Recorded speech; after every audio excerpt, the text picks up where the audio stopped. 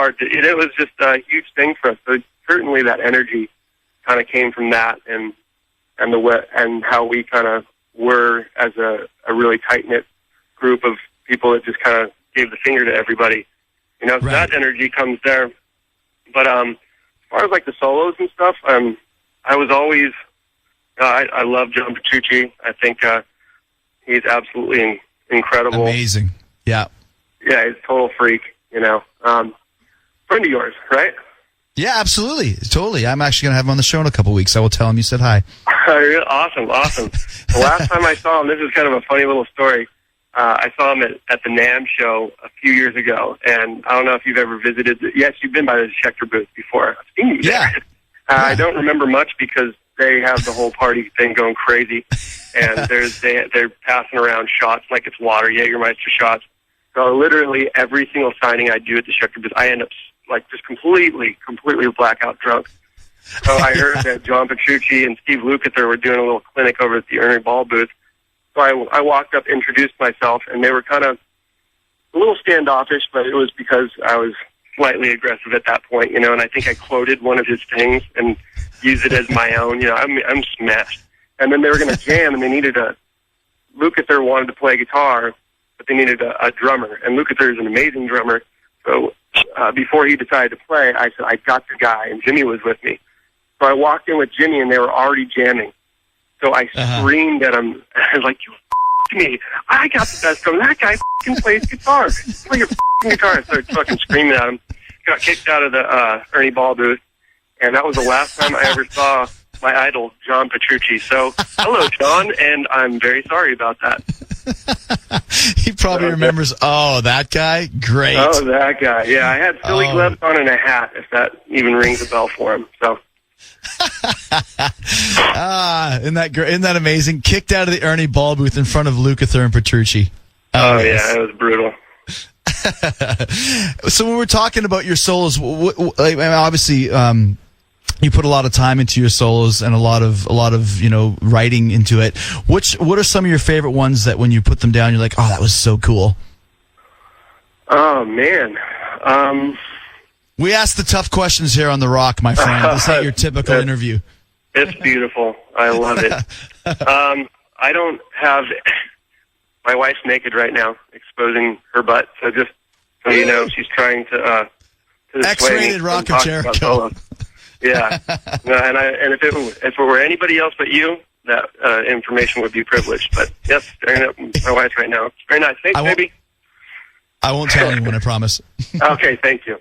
Yeah, so, I don't know. I mean, I think some of the weirder ones, like there's a weird, like the one on Bronson Cocktail is kind of a little strange, and it's the first time I had experience like screwing around with feedback and pissing off the rest of the guys. Like that's probably their least favorite solo.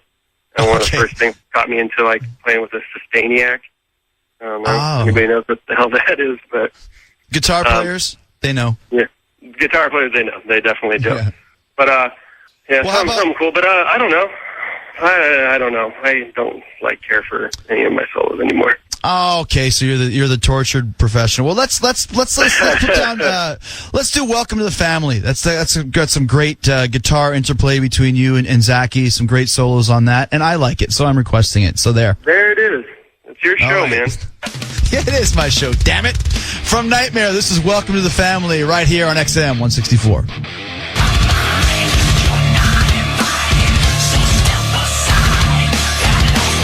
Yeah, it's interesting too because I mean, obviously, I think that you get a lot of coverage of being the guitar hero, but Zachy's playing. I mean, he's with you. I know he plays a little bit more rhythm than you do, but on those harmony solos, that's some pretty crazy stuff, man. Yeah, he's a wild man. He'll hate for me to admit this, but he does it kicking and screaming. But when he gets it down, he's an extremely talented guitar player.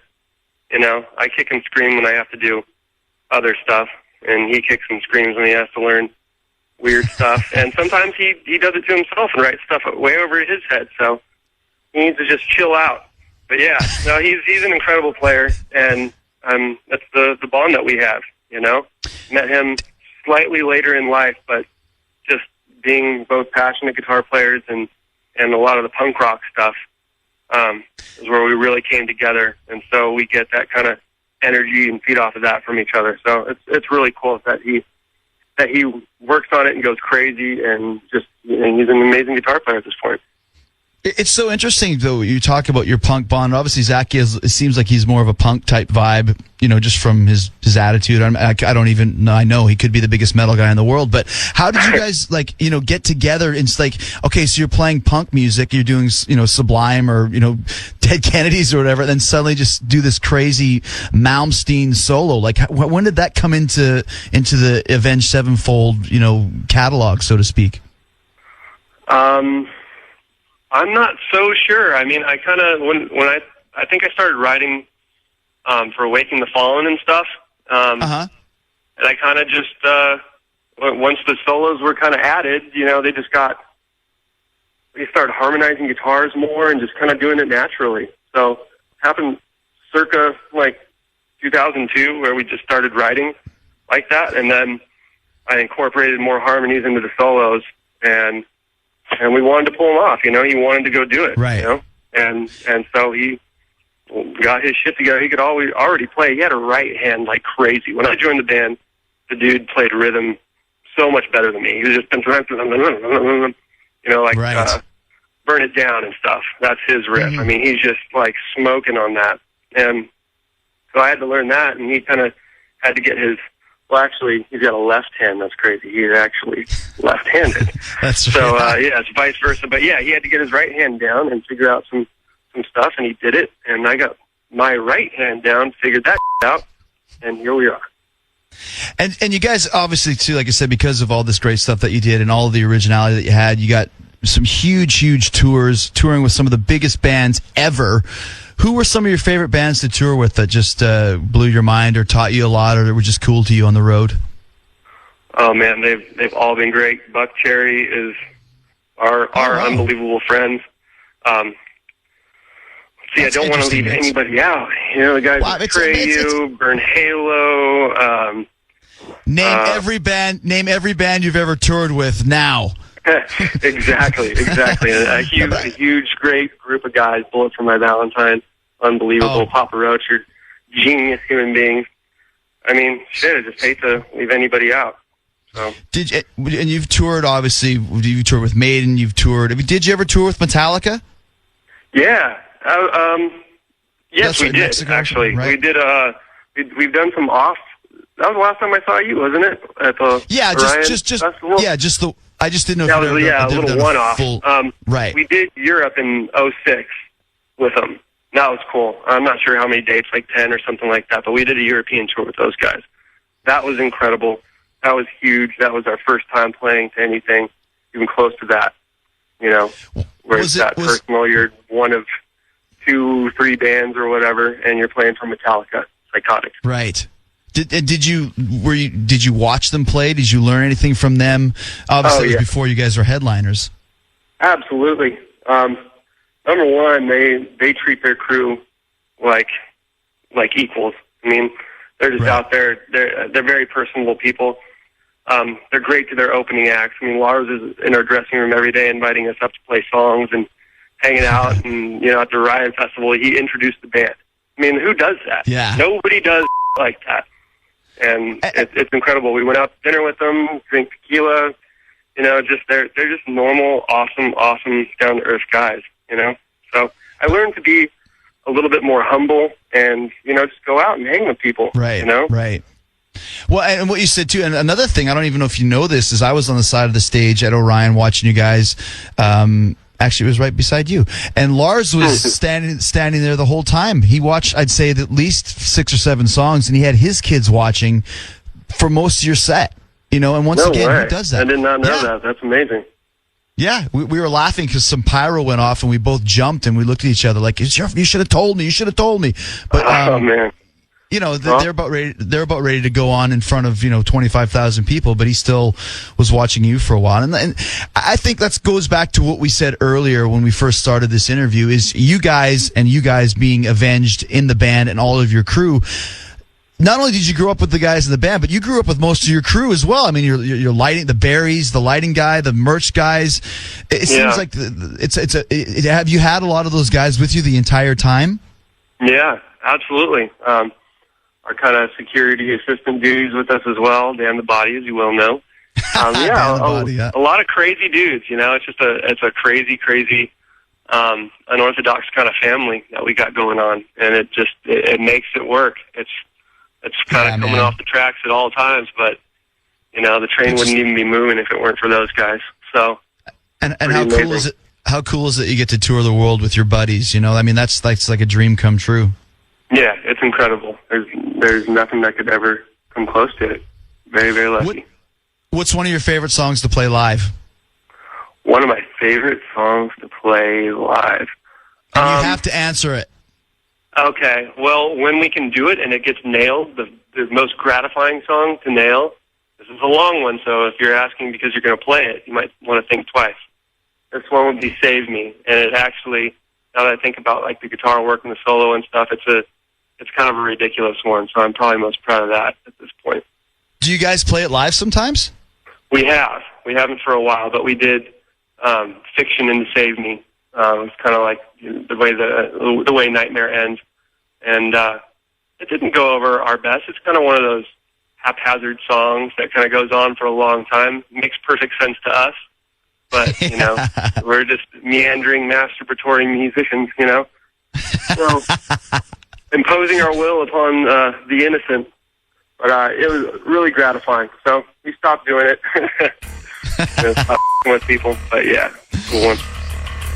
Well, let's do it, man. Right here. I'm going to play it.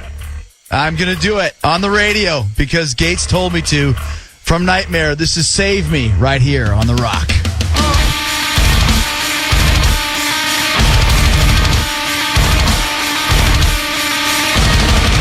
Yeah, man, that's another thing I liked about your band is you have no problems playing long songs, and I think that's very cool because when the time is right, like you said, Little Piece of Heaven or Save Me, or I love Strength of the World too. That's one of my favorite songs. Oh yeah, thank you. Yeah, it's a cool one. So what's coming up next then, man? You guys going to start writing soon, or get more touring one-offs, or what's the deal? No more one-offs right now. I think we're just going to start writing. We're kind of taking the summer off. A little bit, we're kind of writing by ourselves, and then we get together probably at the end of the summer. Everybody's tired of being drunk, which we all say that will happen one day.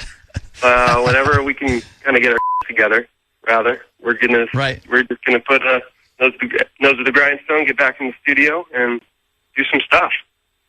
Do you have any type of a possible maybe idea when you want to have another record out? Not really at this point. I mean, the sooner the better, obviously, but we never really know. It's just kind of one of those things where we just, until it's right, it's not done. We've never cranked out a record, and we never will, and unfortunately, you get a lot less music that way. But whether you like it or not, you get what we're proud of, Well, and like you said, when it's ready to go, you'll be ready to release it because you have some big shoes to fill with Nightmare being such a huge success. And I'm sure you'll come up with some great stuff, man. I mean, over the last few years, you guys have grown so much. And I, for one, can't wait. Oh, thank you, brother. Absolutely. I can't wait as well. It'll be fun. And then we'll do a lot more hanging. Do a little road Absolutely. Stuff. It's always nice to catch up with you and we cross paths or do a tour together. What do we do? Uproar? You had some dates on the Uproar? We had some Uproar. I don't even know if you know this. Do you know that Shads did a part on our new song, Sandpaper, that he sang some vocals on it? I did. It's amazing. It's absolutely amazing. I think it's very, very much, cool. Man. Thanks, man. Yeah, it's getting promoted like crazy, and it's just insane. So congrats. Amazing. No. Well, thanks, man. Well, like I said, it's been great meeting up with you guys. We have a great relationship. We've had some good times outside of the stage, and I'm looking forward to seeing you guys again. And thank you so much for coming off the surf to do my show today. I'm going to give you a round of applause. Thank you. I rode the wave straight into the phone, man. It was awesome. All right, man. We'll go back to your wife's naked butt, and we'll talk to you soon, my man. I shall. All right, brother. Thank you, my man. Thanks. Take care, brother. We'll be right back after this with more Rock of Jericho. The Rock of Jericho is brought to you by the letter R for rock. Get it? On X.